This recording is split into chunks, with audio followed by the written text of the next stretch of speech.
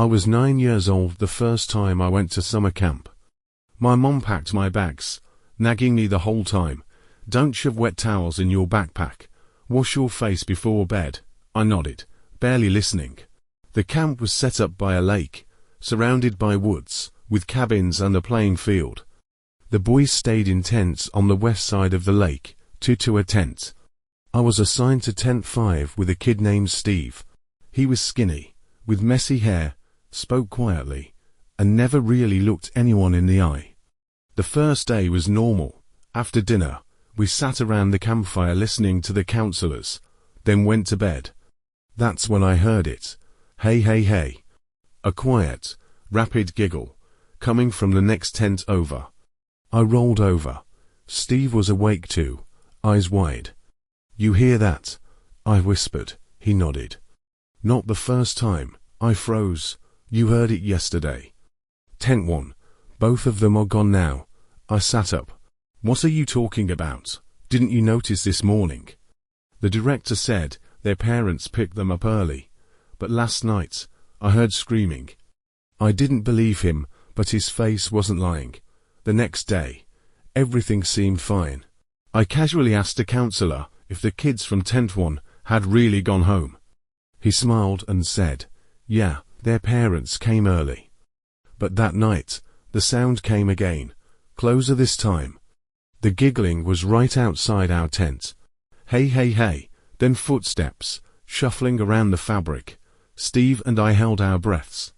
I unzipped the tent flap just enough to peek outside. Nothing, no footsteps. No wind, just the moon reflecting off the lake perfectly still.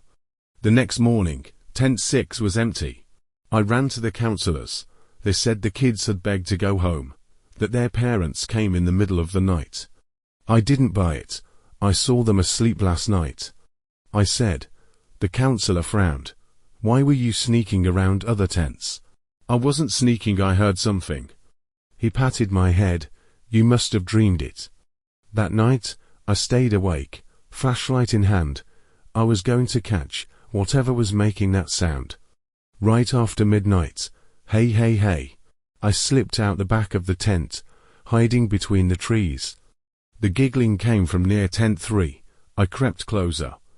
And that's when I saw it, a dark figure crouched beside the tent, like it was peering inside. I raised my flashlight, about to snap a photo. It turned and looked at me. I froze. It wasn't anyone from camp. Its face was pale, mouth stretched too wide, eyes just empty, like there was nothing behind them. Hey, it stood, started walking toward me. I bolted, diving back into my tent, zipping it shut, burying myself in my sleeping bag. Steve asked what was wrong. I couldn't speak. The next morning, tent 3 was empty. I ran to the camp director. His face was cold. We've called your parents. They're picking you up at noon. Why? What did I do? This place isn't for you. On the way out, I saw a new notice pinned to the camp bulletin board. Tent 5, damaged, out of service. During my summer break in college, I took a job as a camp counselor at a place I'd never been before. $500 a week plus room and board, not bad. But on the very first day, I noticed something strange near the kitchen. After dinner, I went to help clean up. That's when I saw him, a middle-aged man in a grey uniform, standing in the dish room. He didn't speak, just kept washing. Plate after plate, like the work would never end. I casually asked the cook, "Who's that guy?" The cook looked up, a wet rag in his hand. "Who?" "The one washing dishes," he frowned. "We don't have a dishwasher. It's all volunteer shifts." "Tonight's mine." "No, I just saw." He walked over to check, then came back confused. "There's nobody there." My skin crawled. I saw him, hunched over the sink, scrubbing mindlessly, his hands moving like clockwork in the water. The next night, I went back late on purpose. And there he was again, still silent, still washing. This time, I forced myself to speak. "How long have you worked here?" He looked up. His mouth opened and closed, but no sound came out. That's when I realized. His eyes were empty. I ran. Over the next few days, kids started whispering. Someone walks into the dining hall at night. When I asked what they saw, they said, a man washing dishes. But there's no sound. The camp director pulled me aside. Are you scaring the kids? I didn't say anything. I saw him. The director stared at me, then sighed. 3 years ago, a temp worker had a heart attack while washing dishes, collapsed right at the sink. Nobody found him until morning. And then cremated, but he shook his head. Since then, a few people say they've seen him at night. I never believed it.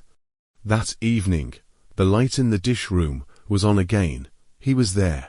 This time, he turned and looked straight at me, then pointed at the sink. I stepped closer. The water had turned red. Like blood. I quit the next morning. I was 17 that summer, working my second year as a camp counselor. I wasn't much of a talker, but I liked kids, and I'd grown used to the rhythm of camp life, the creaky wooden stairs, the plastic trays, the sound of birds at dawn mixed with children's laughter. Last year, I'd been assigned to Cabin 5. This time, it was Cabin 7. The camp was built from an old school. The cabins converted classrooms. Each housed 8 kids and 1 counselor. I was Cabin 7's only counselor, sleeping on the single cot by the door. The first time I stepped inside, the windows wouldn't budge, the air thick and stale. The walls smelled faintly of mildew, the wood beneath it rotting just enough to notice. I called the kids in, assigning beds. 6 settled right away. The last 2, Leo and another boy, lingered at the door. What's wrong? I asked. Leo's voice was small. Can we switch cabins? Why? He shook his head. I don't like it here. I forced a smile. You just got here. Give it a few days. He didn't argue, but when he finally stepped inside, his eyes kept darting to the space behind the door. The first night was normal. The kids crashed hard, exhausted from the day. I turned off the lights, waited a while, then fell asleep myself. I woke to footsteps. Someone was walking inside the cabin, blinking in the dark. I saw a figure by the window. Who's up? I whispered. No answer. The kid just stood there, pressed against the glass. I got up. Leo. He turned. It wasn't Leo. The face was unfamiliar, a boy around the same age, wearing a camp t-shirt, but faded, like it had been washed too many times. When he saw me coming, he shrank back into the corner and vanished. I stood there, frozen. The cabin was silent, the other kids still asleep. I told myself it was a dream. The next morning, I asked the counselor next door if they'd had any issues. Just some sleepwalking, he said. I didn't mention the face. But after that, Cabin 7 got worse. The kids started complaining. Someone pulled my blanket off last night. The walls make noises, like knocking. I saw someone by the window when I woke up.